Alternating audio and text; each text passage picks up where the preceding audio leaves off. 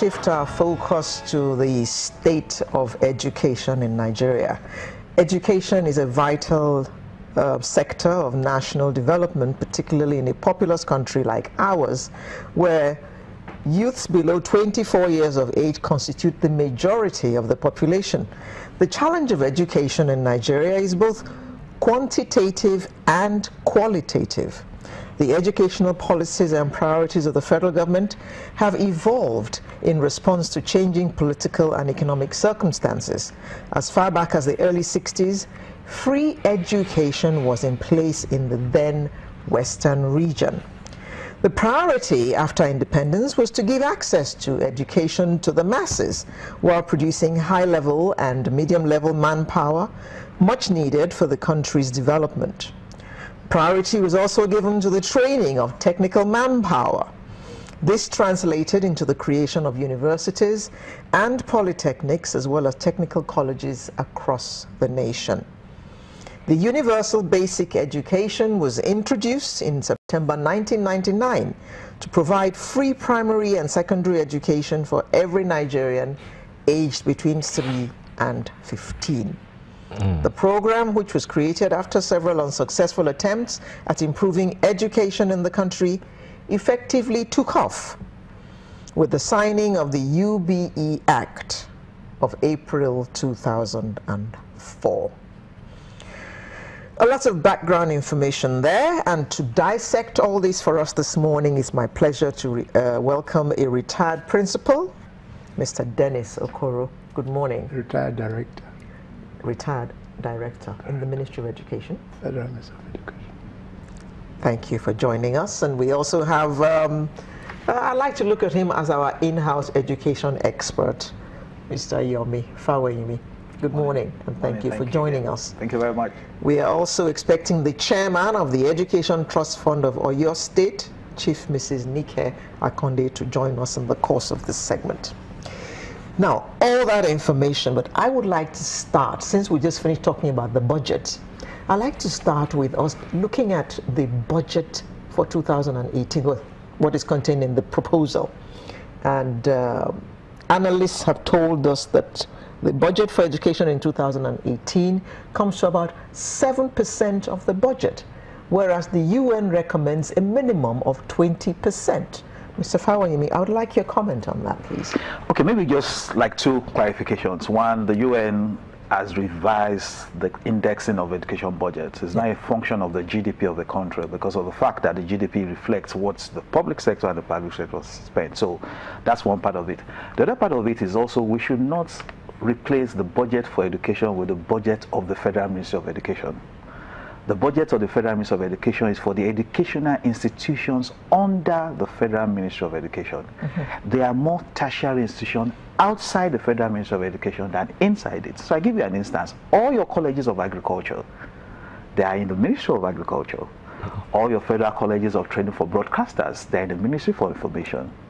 All your universities that train policemen, Nigerian Defense Academy, Nigerian Police Force. I think Federal State wants to start a university now.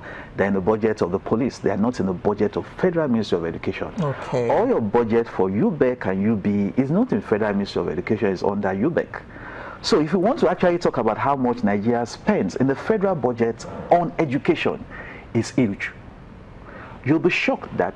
Is it adequate? No, the question is not even adequacy. The question is it getting to where it's supposed to? And that's the challenge. The Minister for Education told us last year that the amount budgeted for federal government colleges, less than 60%. Before now, I used to get busy analyzing budget proposals. I've stopped it. It's a waste of time. Those amounts will not get to those schools. At the end of the year, when we'll see the performance of the budget, we're going to realize that the average sum did not get to those schools. We're hearing today that the amount budgeted for Aso Rock Clinic did not get there. So if Aso Rock Clinic is suffering, I mean, what will happen to a school in wherever? Kutuwenji. So if the budget is just a celebration of rituals, we don't really follow it because we don't have a commitment to it at the end of the day. But I dare say we need to spend more money and spend well on education. Okay. Mr. Okoro, you're from the Ministry of, you retired from the Ministry of Education, so you would have an idea how these monies go. Do they get there, and why is it that they don't seem to get to where they're supposed to get? Well, let us take it this way. Governments of this country love to talk quantitatively how much was spent on education. And then you have a federal minister of education. You have state ministries of education. On top of that, at the federal level, we have well over 20 parastatals. These parastatals are supposed to manage some aspects of education to release the ministry of pressure. Commissions are not supposed to last forever, but they've become institutions of themselves, competing against the ministries of education. So it doesn't matter how much you budget in education. The classroom may not get 0.1% of that budget. Why?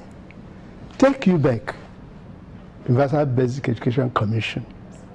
What role does it play in the education of primary school children? Federal government doesn't have primary schools. But you create this monster at federal level, giving all the money budgeted to make them 8 universal primary education in the state system. And they have directorates. Each director has cars for directors. You have government officers. So these areas are where the monies go. So I agree that you can budget 26%, whatever you call it, or GDP. The classroom is isolated from all this. Okay, let's see, since you talked about budgeting and the classroom, let's look at how is it that these monies go for. Is it the same monies that are supposed to take care of the teachers? But because some will argue it's not about money to the teachers, it's about whether they have competencies in themselves to even begin to teach. So let's balance the Kaduna State. It happened in Edo State too. So let's balance the monies budgeted that may not get to the classroom and the personnel. How do they tie? You see, it's unfortunate that although we say that education is our main industry, it's all lip service. Why is it the oppressed, the classroom teacher, is the one being victimized by every government?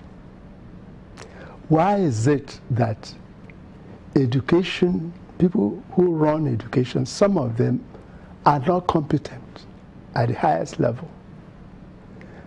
The fact that I'm a minister of education and I'm a physicist or a doctor, I went to school, does not qualify me to talk about education. And we have not realized that it's a teaching profession, not only a vocation, but a profession. But for Nigeria, it's for all comers. That is why we feel, you are talking about competency of teachers. How many teachers in any state have gone on a real course of further training, call it real in-service training since pre-service? Do a study about teachers, take a particular school as a case study. Find out how many teachers have gone on any form of training since their pre-service training. And yet, the world, the work environment, systems are changing and increasingly dynamic. And yet, to prepare our children for that changing world and workplace, nobody's doing anything about it. And then a governor stands up to blame the victim of his inactivity. Go to school, put a test for a poor teacher. You don't know, teachers are isolated, victimized, not realizing that no nation can grow above the level of their teachers.